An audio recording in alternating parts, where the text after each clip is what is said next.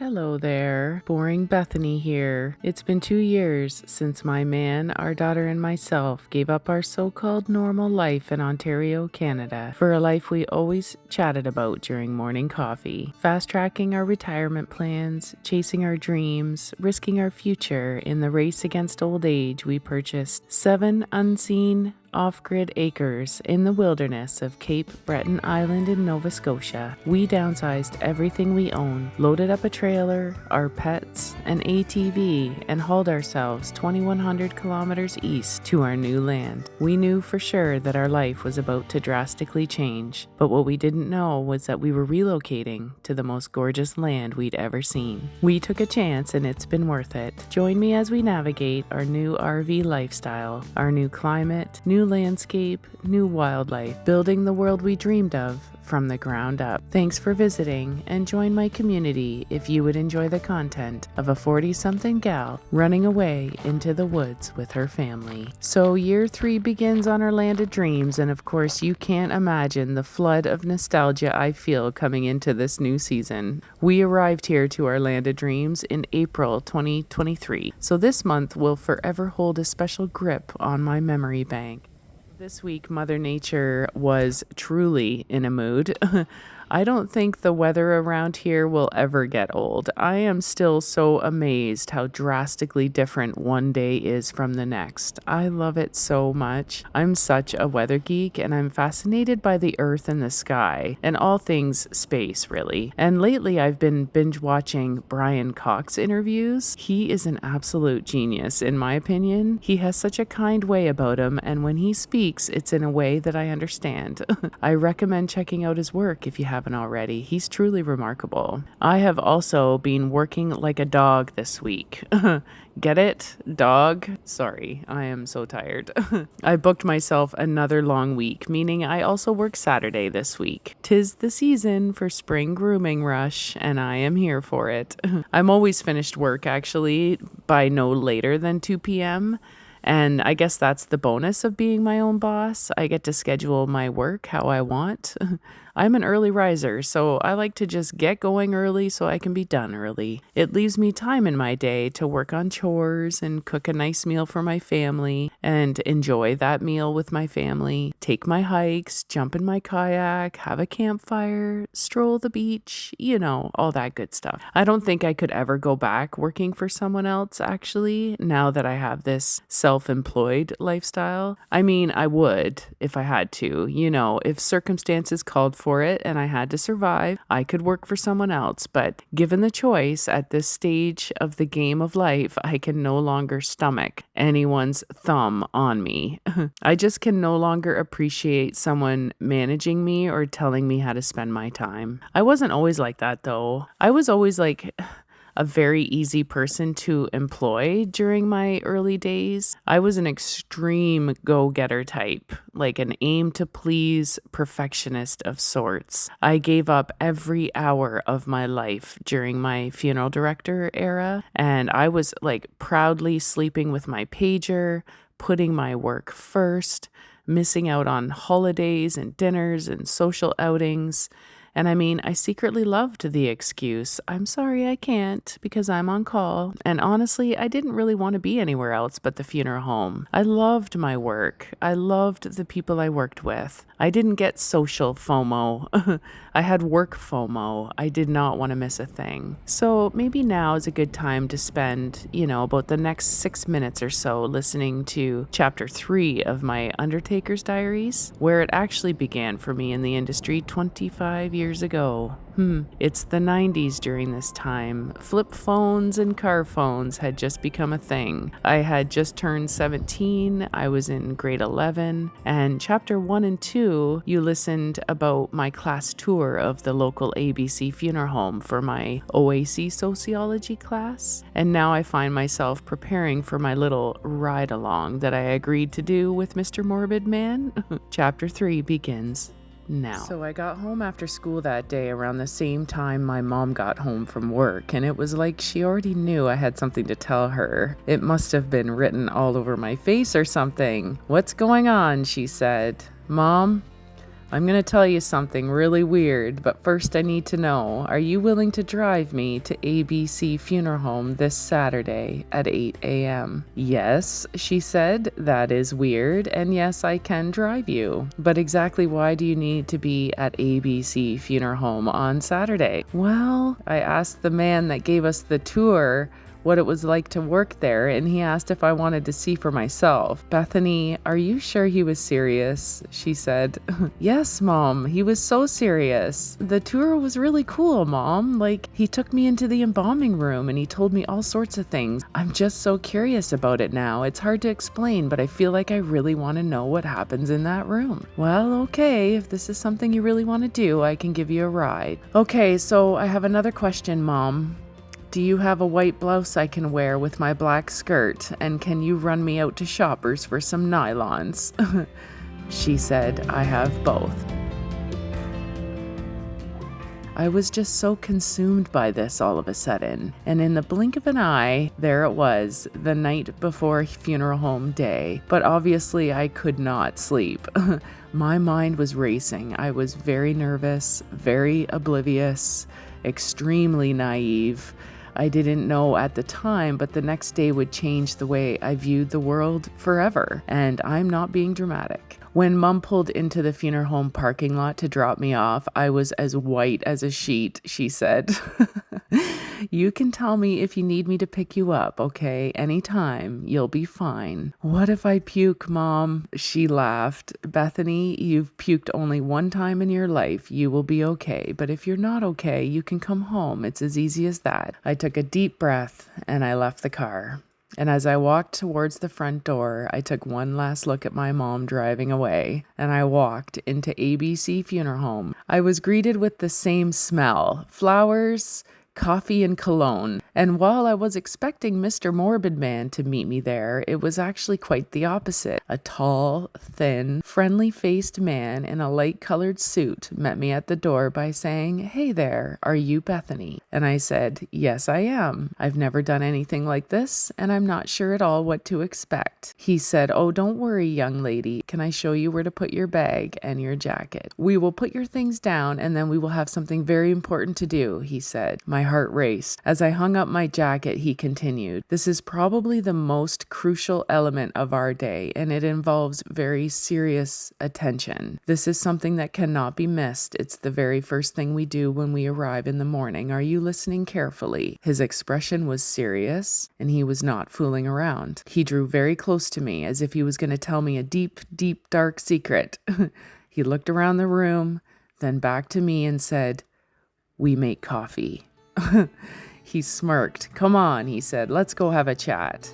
And he waved me on, indicating to follow him. This guy is funny. I think I like him, I thought, as we made our way downstairs to the lounge. So join me in my next video for Chapter 4 of An Undertaker's Diaries, where I share my first day as an Undertaker's shadow. And spoiler alert, I didn't puke.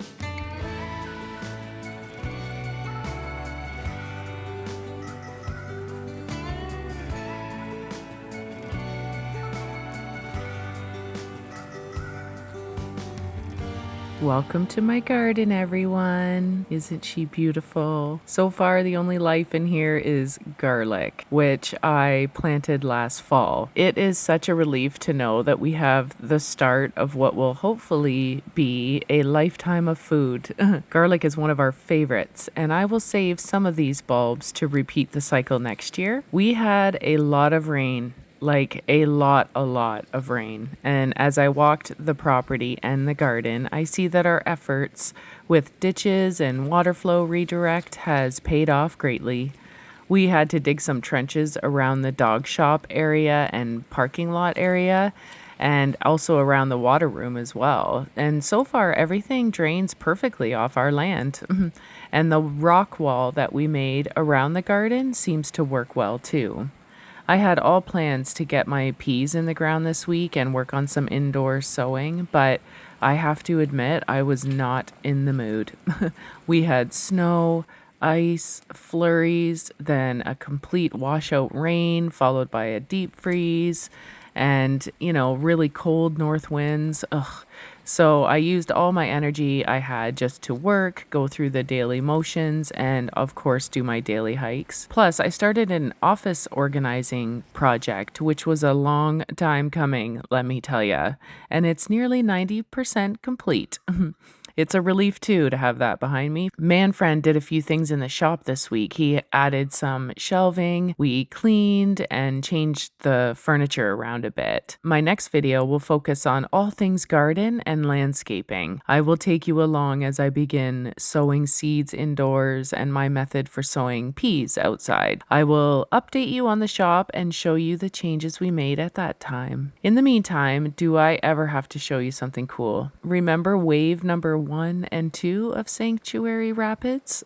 Well, we got more snow, a lot of rain, now a warm 13-degree lace sweat to melt it all away once again. Introducing wave number 3 of 2025 Spring Rapids in the Sanctuary. This is the best one yet. Cover your ears.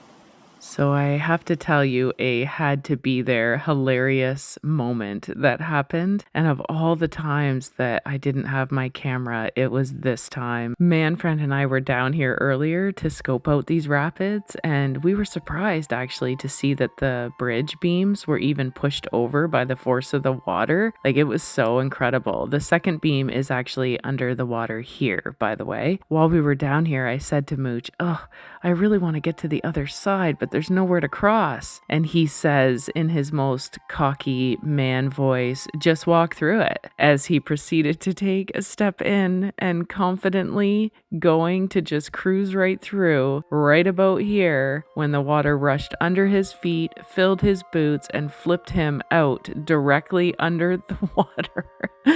The rapids brushed like over his shoulders, over his whole body, like he was getting poured on by the water.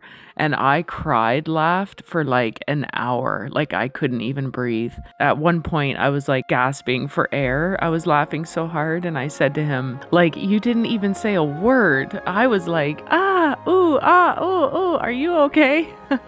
And you didn't even make a sound. And he was like, I couldn't breathe. I was frozen. I never thought out of the two of us that he would be the first one to do a polar plunge. Oh, man.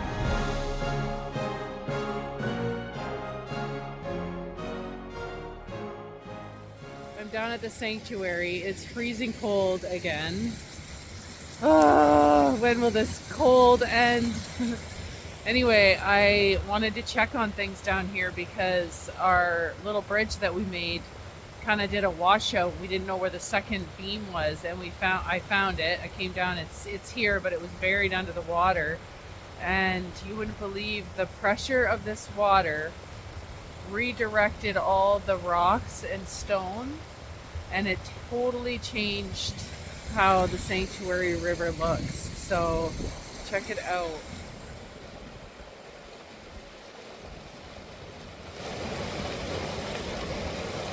That waterfall was not there yesterday. So the water used to come all the way out to there, and now it's like one big stream. But look.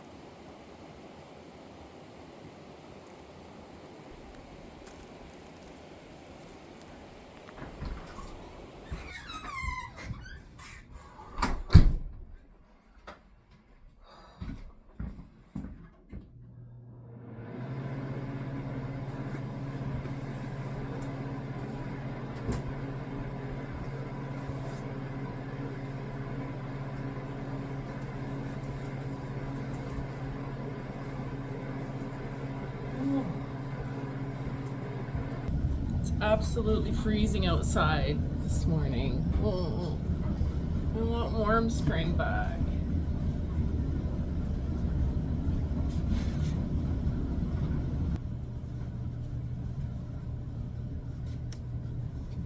Another day of grooming behind me. We had breakfast for dinner this evening, pancakes and sausage. And then I took my evening hike with Tia. It was cold, but beautiful. And something I love about our land is how I don't just get one sunset each night, I get multiple. I just have to go up the mountain a little ways, and it's like bonus sunsets as we stroll down. Then I go back up the hill to home for the finale as it dips down below the Gulf. There's no one but you.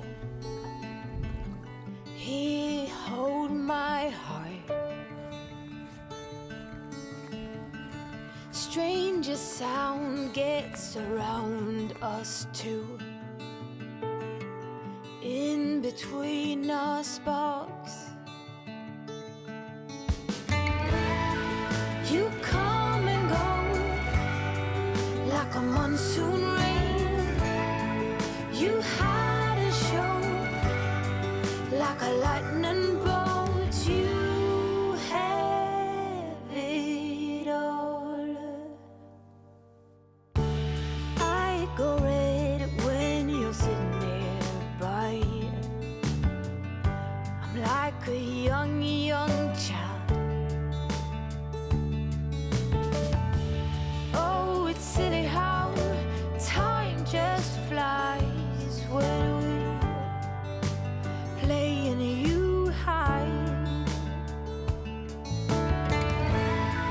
You come and go like a monsoon rain.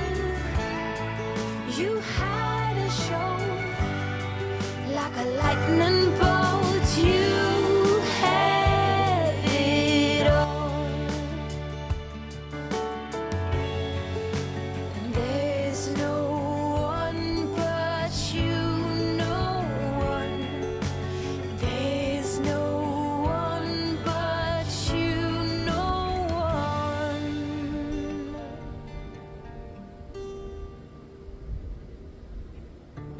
All around, there's no one but you. He hold my heart.